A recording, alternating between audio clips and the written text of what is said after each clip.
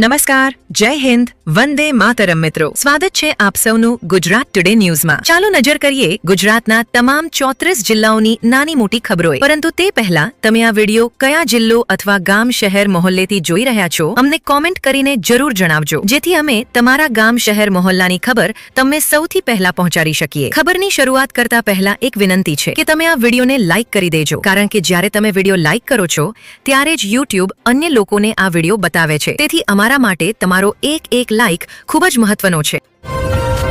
પંચમહાલ જિલ્લામાં સવારેથી જ ઘન કોહરો છવાયેલો છે. ગોધરાથી હાલોલ જતો મુખ્ય રાજમાર્ગ પણ ઘન કોહરાથી ઢંકાયેલો છે. ભારે કોહરાના કારણે રાજમાર્ગ પર દૃશ્યતા શૂન્ય છે. રાજમાર્ગ પર કોહરાના કારણે વાહન ચાલકોને મુશ્કેલીનો સામનો કરવો પડી રહ્યો છે. અમદાવાદ શહેરના સારંગપુર સર્કલમાં પાણીની ટાંકી તોડવા માટે તેના પર જેસીબી મશીન લગાવવામાં આવ્યું છે. એક વાયરલ વિડીયો સામે આવ્યો છે, જેમાં ટાંકી પર જેસીબી મશીન લગાવીને તેને તોડતા બતાવવામાં આવી રહ્યું છે. આ વિડીયોમાં અમદાવાદના સારંગપુરમાં આવેલી વર્ષો જૂની પાણીની ટાંકી તોડવા માટે જેસીબી મશીનનો ઉપયોગ કરવામાં આવી રહ્યો છે. જેસીબી મશીન જમીન પર નહીં પરંતુ ટાંકીના ઉપર છે અને ત્યાંથી જ ટાંકી તોડી રહી છે. ઉત્તરાયણના દિવસે પવન સંબંધે હવામાન વિભાગે જણાવ્યું છે કે આગામી 7 દિવસ સુધી ગુજરાતમાં હવામાન શુષ્ક રહેશે. 14 જાન્યુઆરીના ઉત્તરાયણના દિવસે રાજ્યમાં પવનની ગતિ 5 થી 15 કિલોમીટર પ્રતિ કલાક રહેશે. તાપમાનની વાત કરીએ તો છેલ્લા 24 કલાકમાં રાજ્યનું સૌથી ઓછું તાપમાન નલિયામાં નોંધાયું છે. નલિયામાં ન્યૂનતમ તાપમાન 5.2 ડિગ્રી સેલ્સિયસ સુધી ઘટી ગયું છે. ગુજરાતમાં જ્યાં ડિજિટલ ઇન્ડિયા અને સ્માર્ટ વિલેજની ચર્ચા થઈ રહી છે, ત્યાં બનાસકાંઠાના ડીસા તાલુકાનું અસેડા રામપુર ગામ વિકાસની કડવી હકીકત રજૂ કરી રહ્યું છે. આ ગામમાં છેલ્લા 20 વર્ષથી પક્કી રોડ નથી, જેના કારણે ગ્રામજનોને નરક જેવી પરિસ્થિતિમાં રહેવા મજબૂર થવું પડી રહ્યું છે.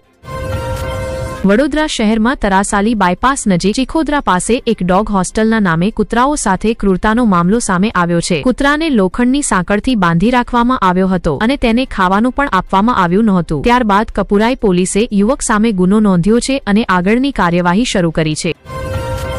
મુખ્યમંત્રી ભૂપેન્દ્રભાઈ પટેલ ગાંધીનગરના સેન્ટ્રલ વિસ્ટા ગાર્ડનમાં પતંગ ઉડાવશે. સ્થાનિક ધારાસભ્ય મુખ્યમંત્રી સાથે હાજર રહેશે. મેયર અને સ્થાયી અધ્યક્ષ પણ હાજર રહેશે. મોટી સંખ્યામાં લોકો આ કાર્યક્રમમાં જોડાશે.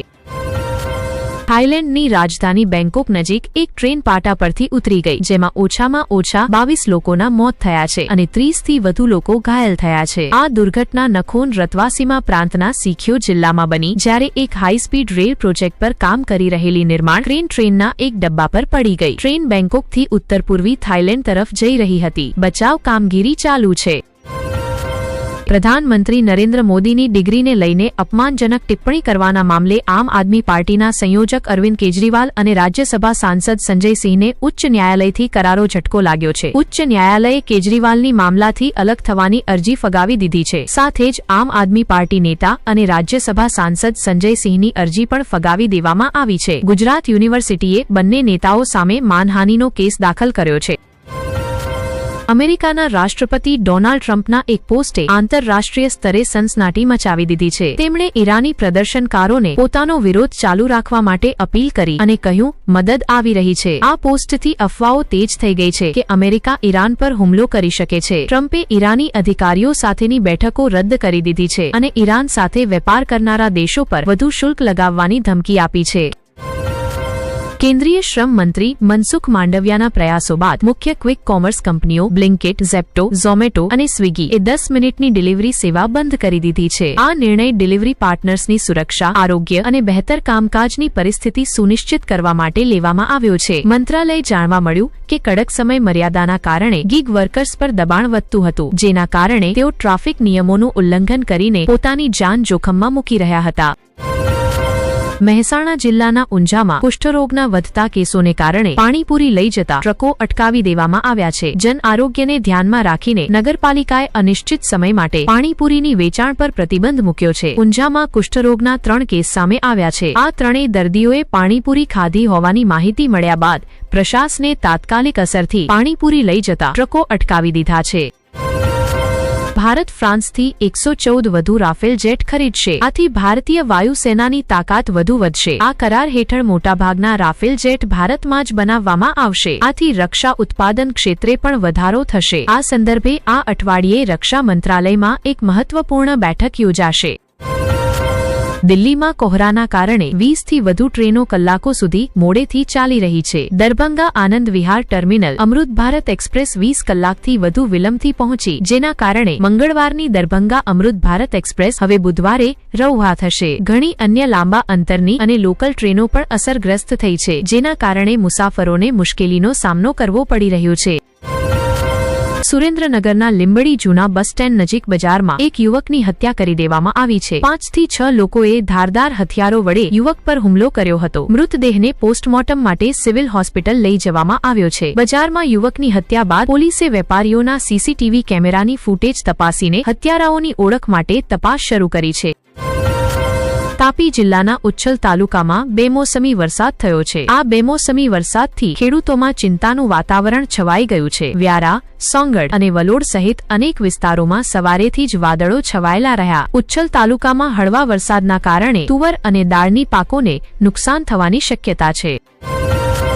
સુરત શહેરમાં કપડા ઉદ્યોગની આડમાં ચાલતી 2000 કરોડ રૂપિયાની આંતરરાષ્ટ્રીય સાયબર છેતરપિંડીનો પર્દાફાશ થયો છે. સુરતમાં ચલાવવામાં આવેલા ઓપરેશન મ્યુલ હન્ટ હેઠળ આંતરરાષ્ટ્રીય સાયબર ગુનાહિત ગેંગના 2 મુખ્ય સરગનાને વેસુ વિસ્તારના પાણાસગામ નહેર રોડ પરથી ધરપકડ કરવામાં આવી છે. આ ઓપરેશનનો મુખ્ય હેતુ દેશભરમાં ફેલાયેલા સાયબર છેતરપિંડીના નેટવર્કને તોડી પાડવાનો હતો. 2000 કરોડ રૂપિયાની આ આંતરરાષ્ટ્રીય સાયબર છેતરપિંડીમાં ઝડપાયેલા આરોપી મુકેશ તારાચંદ સ્વામી અને બાબુલાલ ઉર્ફે પ્રીત કલેર લાંબા સમયથી પોલીસની નજરમાં હતા. તેમની ધરપકડથી સાયબર માફિયાઓના આંતરરાષ્ટ્રીય સંબંધો અને મની લોન્ડરિંગના એક મોટા નેટવર્કનો ખુલાસો થયો છે. ગાયક જુબિન ગર્ગના મૃત્યુની તપાસ આજેથી સિંગાપુરની એક અદાલતમાં શરૂ થશે. જુબિન ગર્ગનું નિધન થોડા મહિના પહેલા સિંગાપુરમાં થયું હતું. આ મામલે ભારતમાં પણ આરોપપત્ર દાખલ કરવામાં આવી ચૂક્યું છે. હરિદ્વારમાં મકર સંક્રાંતિ પર આસ્થાનો સાગર ઉમટી પડ્યો. કડાકાની ઠંડી અને ઘન કોહરા છતાં હજારો શ્રદ્ધાળુઓએ બ્રહ્મ મુહૂર્તથી જ હરકી પૌડી સહિત વિવિધ ઘાટો પર ગંગામાં પવિત્ર ડૂબકી લગાવી. પહાડી વિસ્તારોમાંથી દેવડોલીઓ પણ પહોંચી, જેના કારણે વાતાવરણ ભક્તિમય બની ગયું. શ્રદ્ધાળુઓએ સ્નાન બાદ ખીચડી, તલ અને ઊની વસ્ત્રોનું દાન પણ કર્યું. વલસાડ તાલુકાના માગોદ ગામમાં પૂર્વ સરપંચના નકલી હસ્તાક્ષર અને જાળી દસ્તાવેજોના આધારે લાખો રૂપિયાનું ઋણ લેવાના કૌભાંડનો ખુલાસો થયો છે. આ છેતરપિંડીમાં સરકારી દસ્તાવેજોમાં મોટા પાયે છેડછાડ કરવામાં આવી હતી. પાટણ શહેરમાં લગ્ન પ્રસંગોમાંથી લાખો રૂપિયાના દાગીના અને રોકડ ચોરનાર કુખ્યાત કડિયા સંસી ગેંગના 2 સભ્યોને જામીન મળી ગયા છે. નકુલ રાજકુમાર સિસોદિયા અને કૃષ્ણા બીરુ પ્રભુ સિસોદિયાને પાટણ પોલીસે લાંબા સમય બાદ ધરપકડ કર્યા હતા. પાટણ ન્યાયિક અદાલતે તેમની જામીન અરજી મંજૂર કરી તેમને 5000 રૂપિયાના જામીન પર મુક્ત કર્યા છે. શું હું તમારા માટે બીજું કંઈ કરી શકું?